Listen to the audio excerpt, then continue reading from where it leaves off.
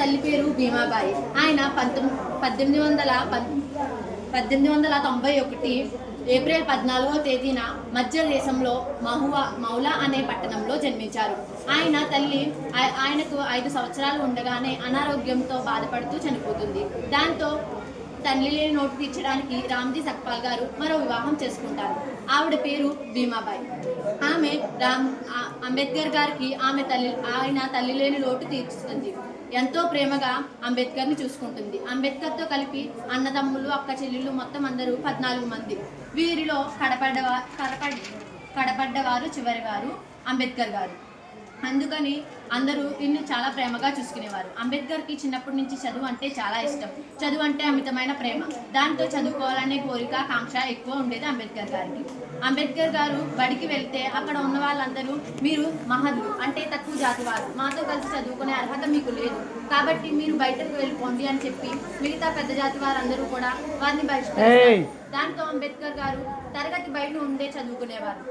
ఉపాధ్యాయులు అక్కడ ఉండేవారు, పనిచేసేవారు అందరూ పెద్ద జాతికి కావడం వలన వారిని బయట ఉంచే చదువుకోమని చెప్పేవారు. ఒకరోజు ఒక బ్రాహ్మణ మాస్టారు అంబేద్కర్ అనే మాస్టారు ఒక లెక్క ఇచ్చి, ఇది నేను పొద్దుట అడుగుతాను, ఎవరు చేస్తారో చూస్తాను అని చెప్పి వెళ్తారు. తర్వాత రోజు వచ్చి ఈ లెక్కను ఎవరు చేశారు అని అడిగితే ఎవరు కూడా మేము చేయలేదు మాస్టారు అని చెప్తారు. ఎవరు చెయ్యెత్తారు ఎవరు చేస్తారంటే. కానీ అంబేద్కర్ మాత్రం నేను చేస్తాను మాస్టారు అని చెయ్యెత్తుతారు. దాంతో అంబేద్కర్ అనే మాస్టారు రా భీమరావు అని చెప్పి ఆహ్వానిస్తారు తరగతి గదిలోకి. ఆ రోజు మొదటిసారి అంబేద్కర్ గారు తరగతి గదిలోకి అడుగు పెడతారు. ఆ రోజు ఆ లెక్కను పరిష్కరిస్తారు అంబేద్కర్ గారు. దాంతో అంబేద్కర్ మాస్టర్ గారు ఈ రోజు నుండి నువ్వు బాబా సాహెబ్గా పిలువబడతావు అంబేద్కర్ అని చెప్పి ఆయనకి బాబా సాహెబ్ అంబేద్కర్ అనే పేరుని ఇస్తారు. అంబేద్కర్కి 14 సంవత్సరాలు అంటే 4th స్టాండర్డ్ చదువుతుండగా రమాబాయి అనే 9 సంవత్సరాల అమ్మాయితో వివాహం జరుగుతుంది. వారికి కొంతమంది పిల్లలు పుడతారు. అబ్బాయి అంటే చాలా ఇష్టం అంబేద్కర్ గారికి. ఎప్పుడు సమయం దొరికినా అతనితోనే ఎక్కువ సమయం గడిపేవారు అంబేద్కర్ గారు. అతనితో ఎక్కువ ఉండడానికి ఇష్టపడేవారు అంబేద్కర్ గారు. అంటే మిగతా వాళ్ళంటే ఇష్టం లేకపోవడం కాదు, ఎక్కువ అమితంగా ఉండేది అతని మీద ఇష్టం, ఎక్కువ ప్రేమ ఉండేది అతని మీద. అందుకని ఎక్కువగా అతనితో మాట్లాడేవారు.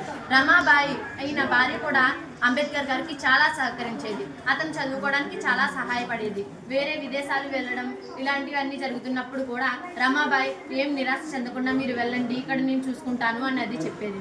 మరియు వాళ్ళ అక్కలు